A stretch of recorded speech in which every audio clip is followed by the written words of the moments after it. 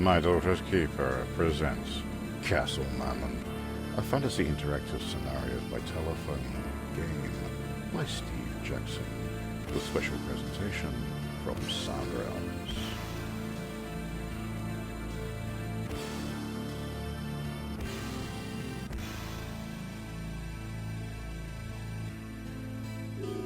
The number you have dialed is not of this earth. You have opened the gateway to an alternative reality, and you are being connected to another world in another time, where you are another person. Welcome to the world of F.I.S.T!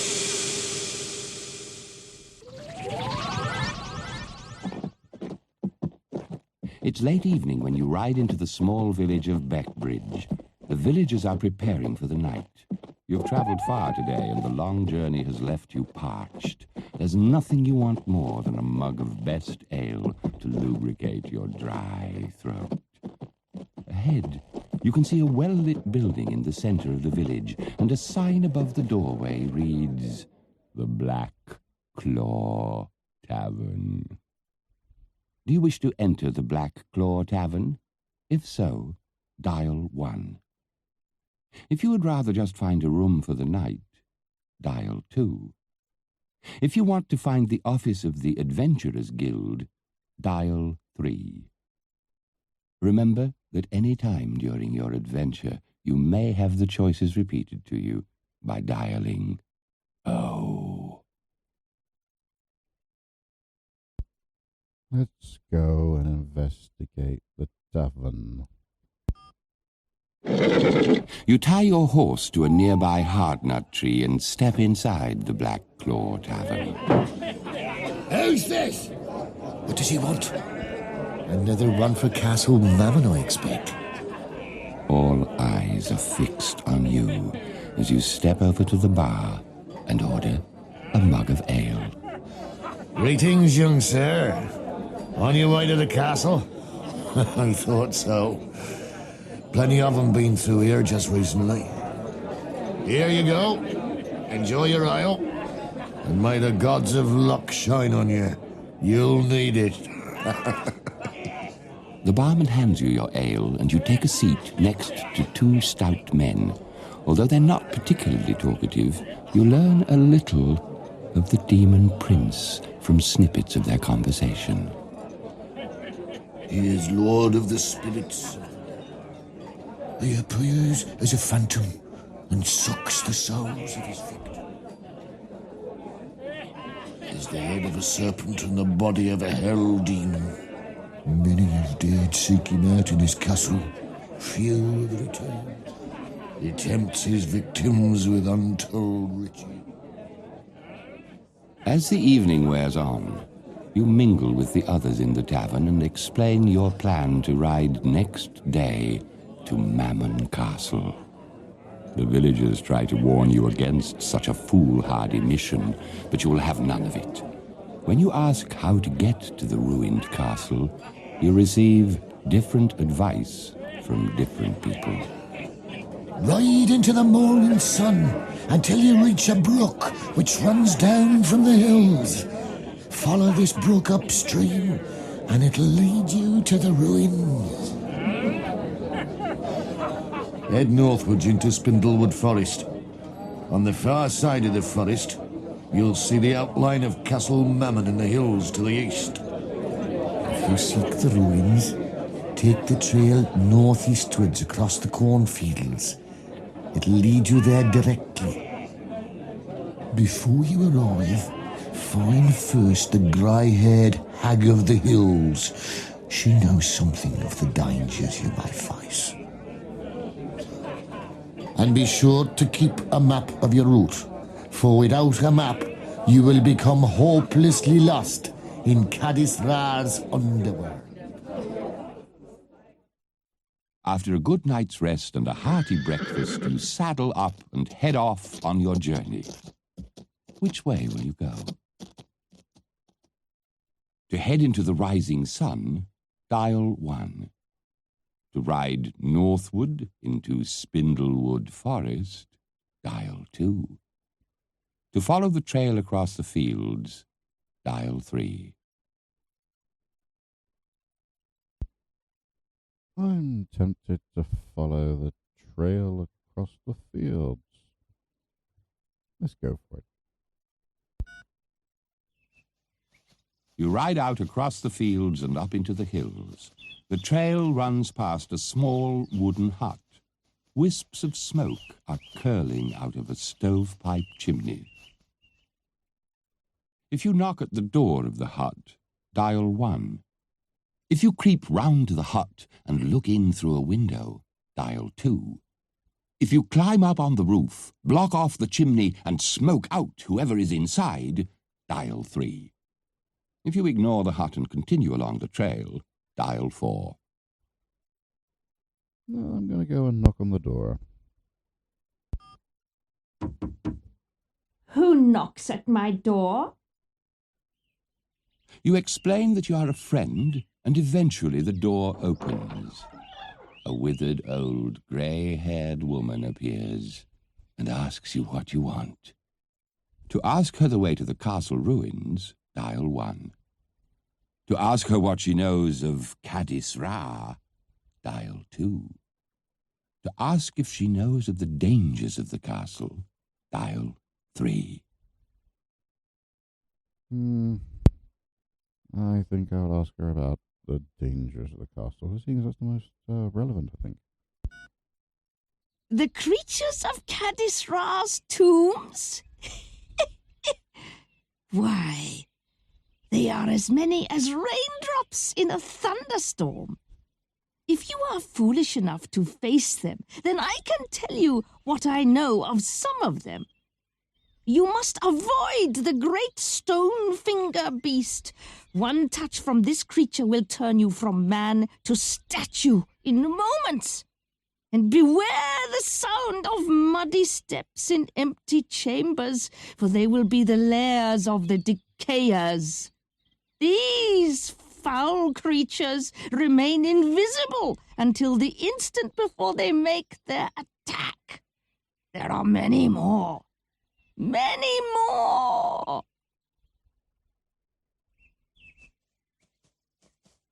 The trail winds on from the hut up into the hills. It is mid-afternoon before you finally catch your first glimpse of Castle Mammon.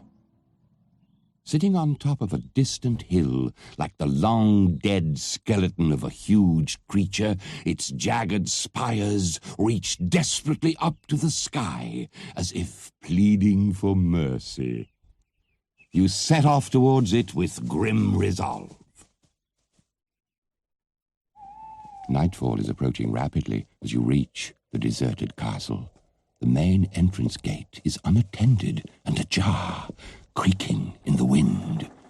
Storm clouds are gathering on the horizon, but you have reached your destination after a full day's ride, and now is not the time for turning back. You dismount from your horse and enter through the castle gate. Inside is an empty courtyard. The gate has slammed shut behind you and is firmly locked. Who is this? Who dares enter the domain of Kaddis-Ra? Puny human. You would pit your meager strength against the forces of darkness. Savor these moments, miserable mortal, for they will be your last on earth. The courtyard gives no clue as to the source of the disembodied voice. From the far side of the courtyard, a horse is charging towards you. You recognize it as your own horse, which you left tied up outside the castle. A black-cloaked figure stands in the saddle, whipping your horse into a frenzy with its sword. Blood is dripping from its haunches. As it gets closer, you can see the figure more clearly. The billowing cloak obscures its body, but the hood falls from its head to reveal nothing. You must draw your sword quickly to battle the headless horseman.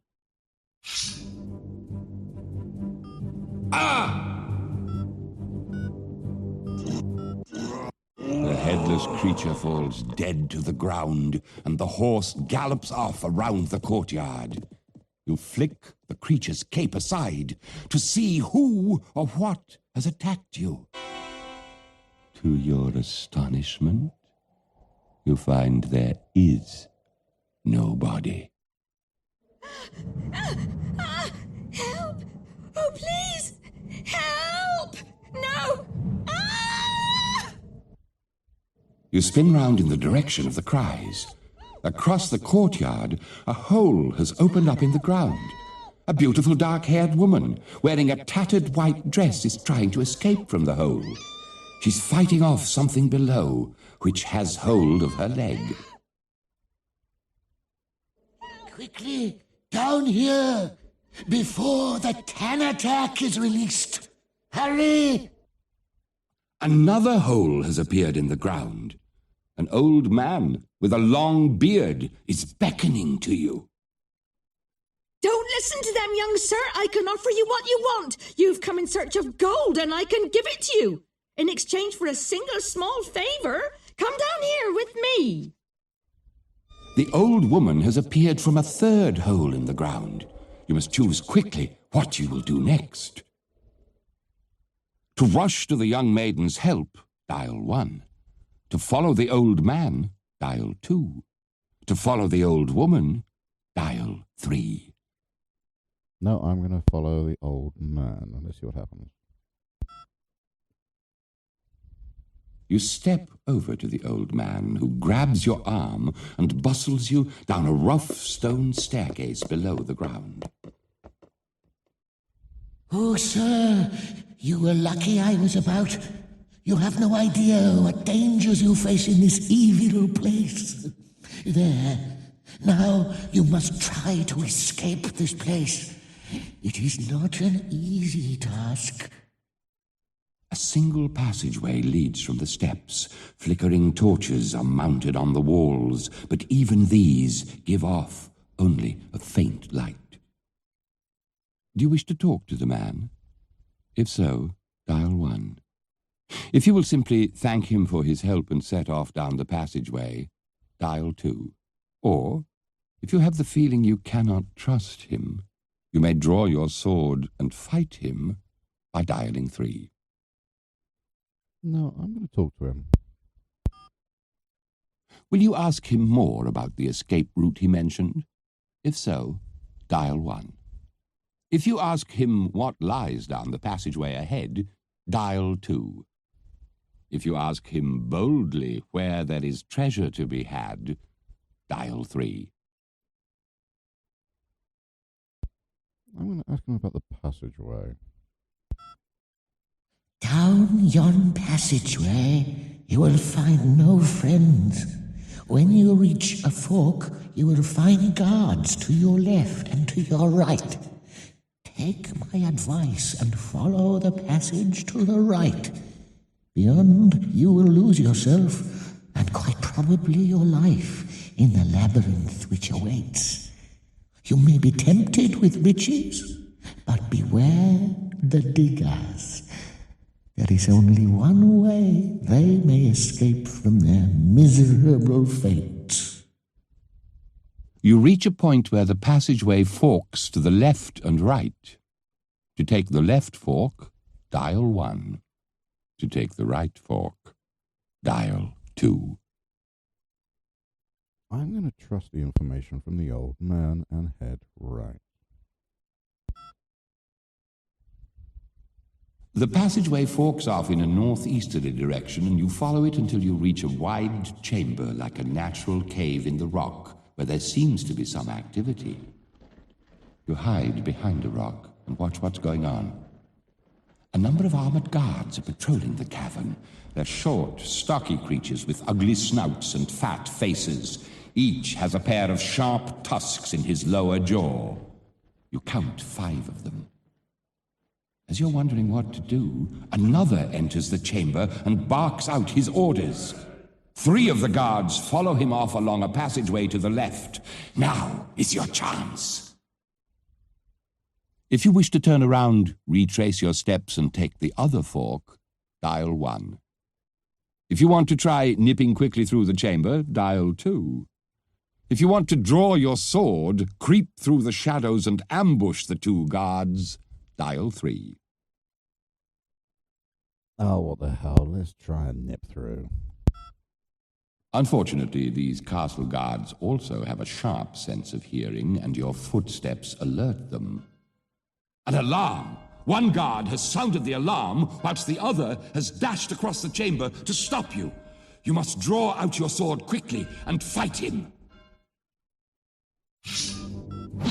Ah! You have managed to kill the guard before the other can reach you, and you rush off down a passageway leading westwards from the chamber. Eventually, you arrive at a junction. Quickly, you decide to turn right, heading northwards. You have escaped, but has whatever lies ahead been forewarned of your approach? The passageway runs straight onwards as far as you can see. You walk along it, keeping your eyes and ears open. A sound coming from above startles you. You fling yourself forward just in time as a heavy iron portcullis crashes to the ground. You're unhurt, but your escape route has been cut off. You find yourself now in a 4-way junction. Which way will you go? From now on in this adventure, you will not be restricted in your choice of directions. When asked to choose which direction you wish to go in, remember that 1, 2, 3, 4 is north, south, east, west. Dial 1 to go north, 2 to go south, and so on. Remember the order: north, south, east, west. And may good fortune travel with you. Choose your direction now. Let's head north. You walk cautiously northwards. At the end of the passageway, you reach a junction where you may go east or west. A sign on the wall reads, "Tread wary walk." Which way will you go? Make your choice now. Let's go east. You arrive at a junction where you may go north up Spittle Way or east or west along Tread Wary Walk. You'll notice a carving in the rock face. It's a mailed fist which points up Spittle Way, and another mailed fist points east. Make your choice now. I'm tempted to go back. You arrive at a 3-way junction where you may go either south, east, or west. Choose your direction. You arrive at a dead end where 3 men are working on the rock face. They haven't seen you yet. Will you turn round to go back to the junction by dialing 1? Or dial 2 if you would rather see what they're doing? I'm curious to see what they're doing. Hey up, lads. We got a visitor. Hello. What's that you say? What are we doing? You're a bright one here, eh? We are miners. There's gold in these rocks. A lot easier to dig it out of the ground than fight old Kaddis' creatures for it. I'll tell you what. You can have a go whilst I just have a little rest, if you like. Are you a gambling man? Give me 1 gold piece, and you can hire my pig for a while. Any gold you find, you can keep. If you find nothing, then I'm a gold piece better off. What do you say? If you want to take him up on his offer and you have a gold piece to spare, dial 1. If you don't want to try your luck, or if you have no gold, dial 2. What's the matter? Stakes too high? Got no gold? Well, I tell you what. I'll let you have a go for nothing while I have a rest. Anything you find, we split 50-50. Now you can't refuse. If this seems like a better offer and you want to take him up on it, dial 1. If you're not interested and want to return to the junction, dial 2. All right, mate. I'll take you up on that. That's more like it. And there's me pick. Good luck. I'm just going off for a wander. Won't be long. I've done it! I'm free! I'm free at last! You wonder what he was talking about. But it all becomes clear quite soon as you try to lay down the pick. Your hands will not release it. Instead, the pick seems to have a will of its own, and it's forcing you towards the rock face. You're astounded as your arms swing the pick at the rock face totally against your will. Kaddis-Ra has built his entire dungeons from the labor of hapless slaves like you. The only escape is to find someone else, fitter and stronger than yourself, to pass your pick on to. But until then, your adventuring days are over. That was short and unpleasant, but yeah, a brief diversion into another one of these phone-based games. I must admit, it wasn't what I was expecting, and I'm so glad I didn't spend the huge ton of money that was required for these things back in the day. But yeah, that was my attempt at Steve Jackson's F.I.S.T. Only the first volume, whether Sound Realms brings us any more, is yet to be seen. But if you enjoyed this little outing, I hope you will join us every Wednesday and Sunday for more. Until then, touchy byes.